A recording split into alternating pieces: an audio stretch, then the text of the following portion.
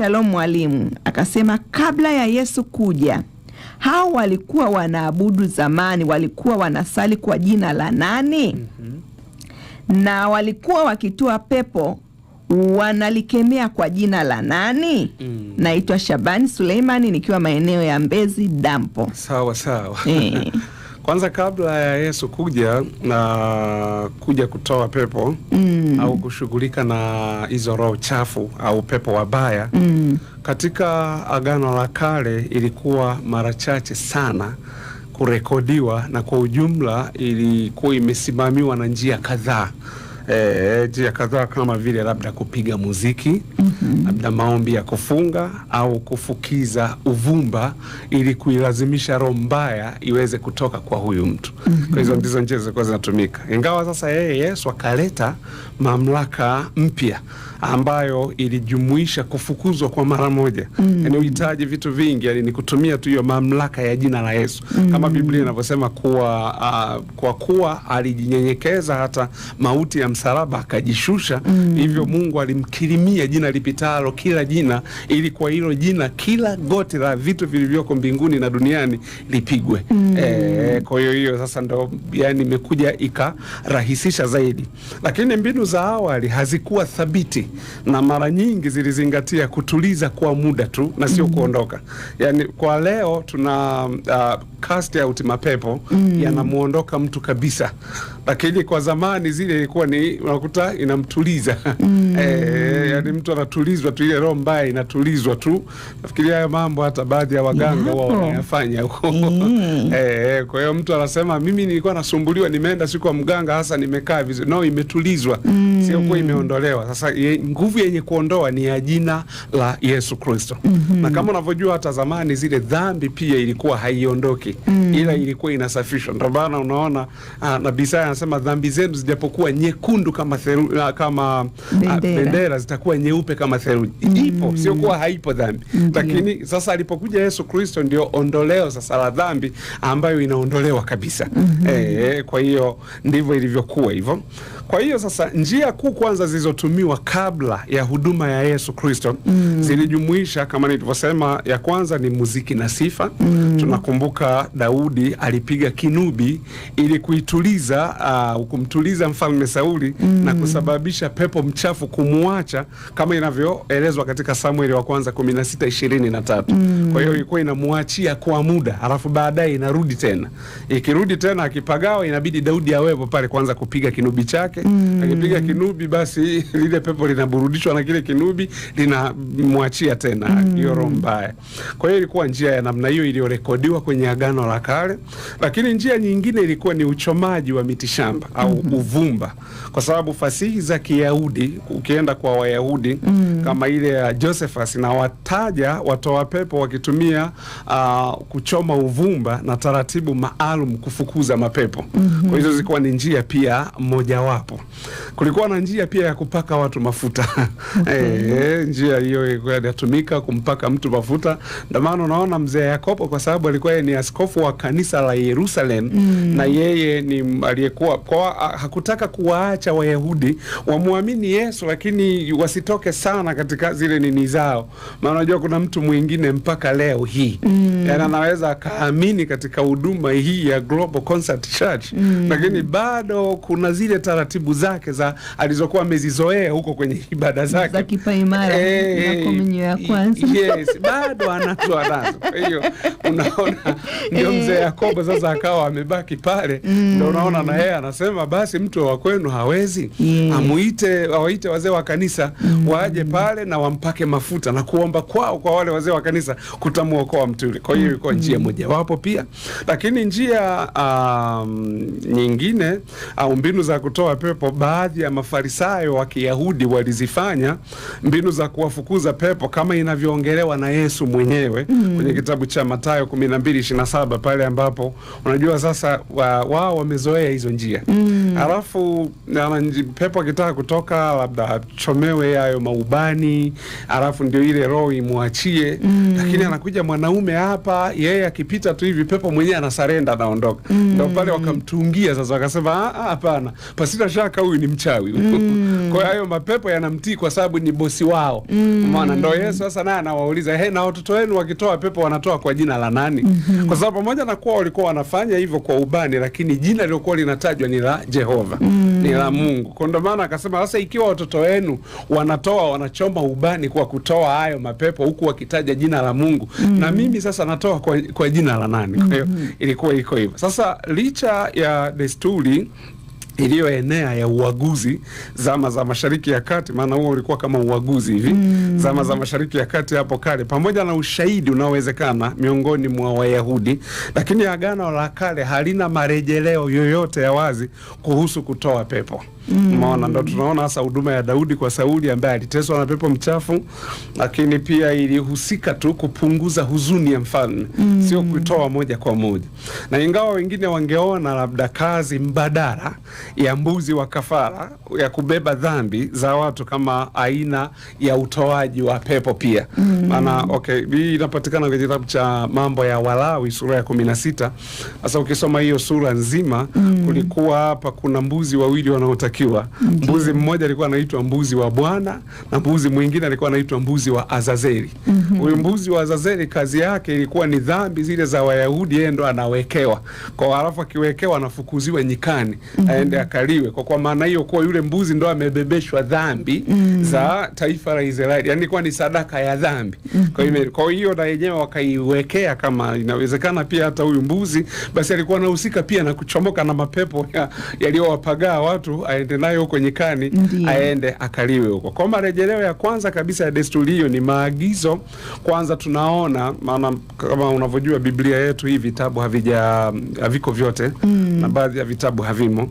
Kwa tunaona marejeleo ya kwanza kabisa ya utoaji pepo yalikuwa ni ya malaika aliyekuwa anaitwa Rafael, ambaye alikuwa anamuagiza kijana Tobias kuwa afanye namna ya kumtoa pepo. Kwenye kitabu cha Hakiko huku ni miongoni mwa vile vitabu vya Apokrifa, vitabu 14.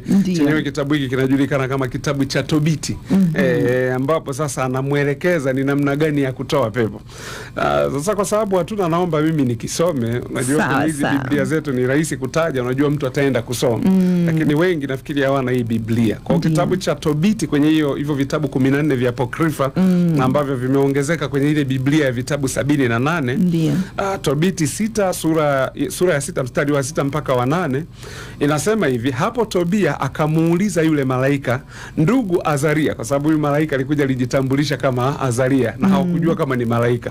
Yaani mpaka wamerudi hiyo safari ndo anakuja kujua ni malaika, lakini alijitambulisha hivyo. Sasa huyu Tobias ambaye ni mtoto wa Tobiti anamuuliza malaika, anasema, ndugu malaika, je, hiyo nyongo ya samaki, ini na moyo vyaweza kuponya magonjwa gani?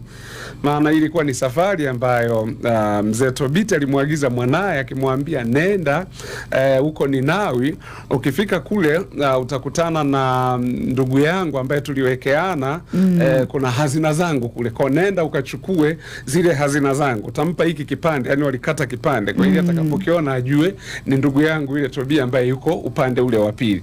Kwa sasa ikabidi atokee hapa sasa malaika ambaye alijitambulisha kama Azaria jina lake.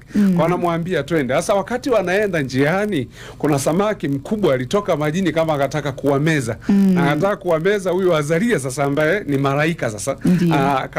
Akamwambia Tobias, hebu tumshike. Ndio sasa wakatoa sasa huyo samaki, wakatoa nyongo, wakatoa na moyo na mahindi nafikiri wakatoa. Umeona? Kwa sasa hapa ndo anamuuliza sasa huyu Tobias, anamuuliza, ndugu Azaria, huyu unaposema hii nyongo ya samaki na ini na moyo, je, vinaweza kuponya magonjwa gani? Sasa malaika anamjibu kwenye mstari wa 7.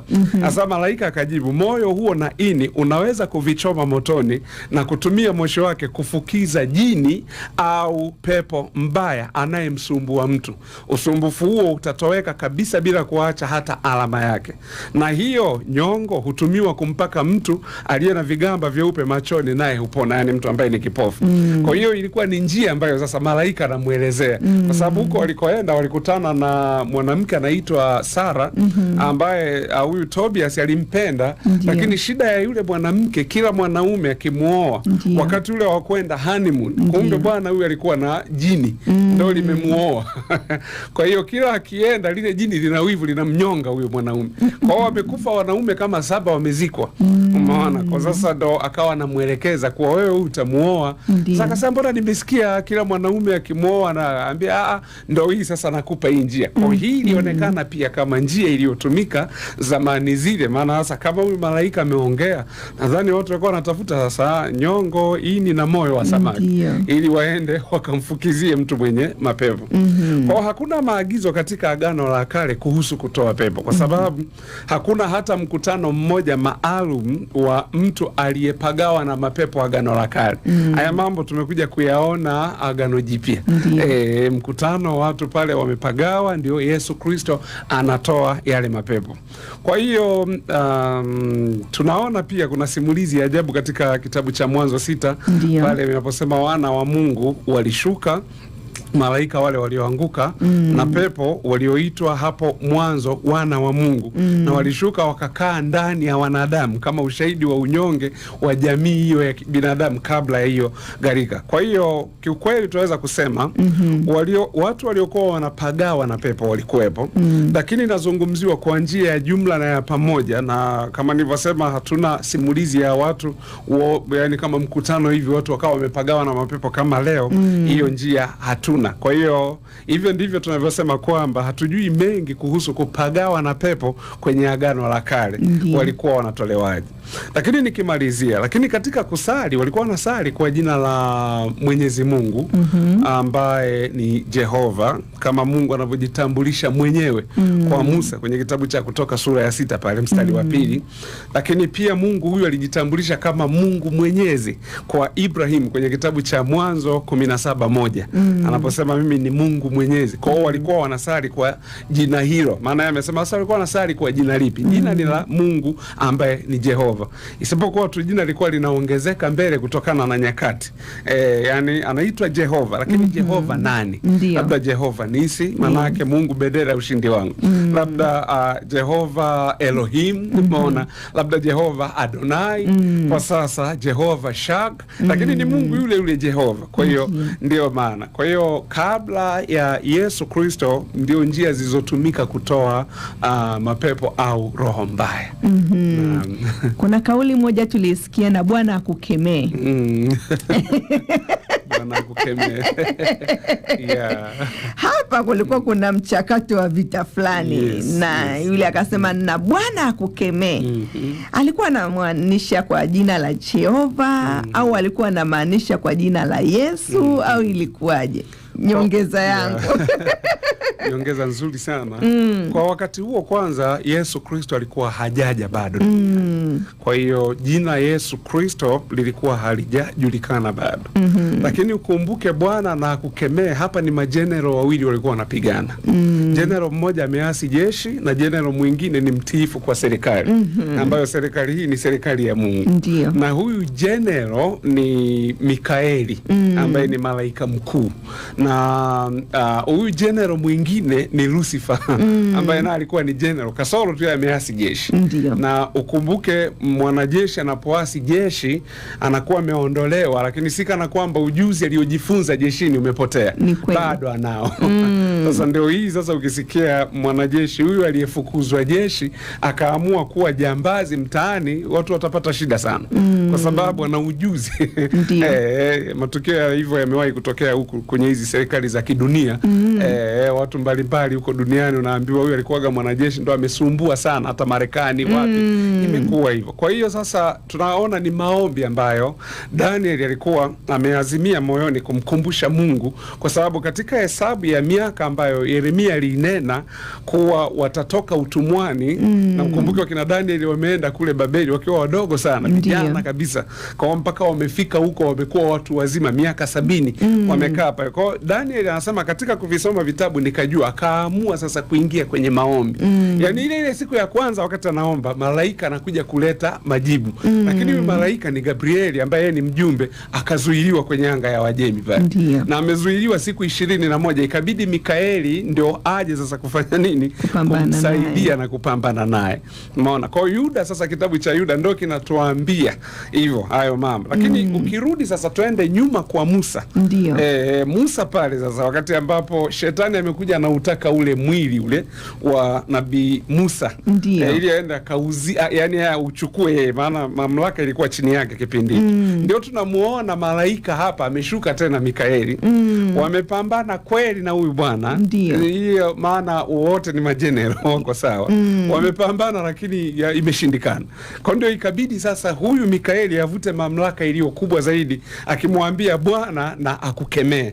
Maana yake ambaye sasa ni Jehova mwenyewe. Maana huyu ndio mwenye uwezo na akukemee. Ndio pale sasa vita vikafanyaje? Vikakoma. Kwa hiyo Bwana aliyekuwa anaongelewa pale ni Bwana ambaye ni Jehova. Kipindi hicho Yesu alikuwa bado hajaja. Kwa hiyo mpango wa Bwana kuja kwetu na sisi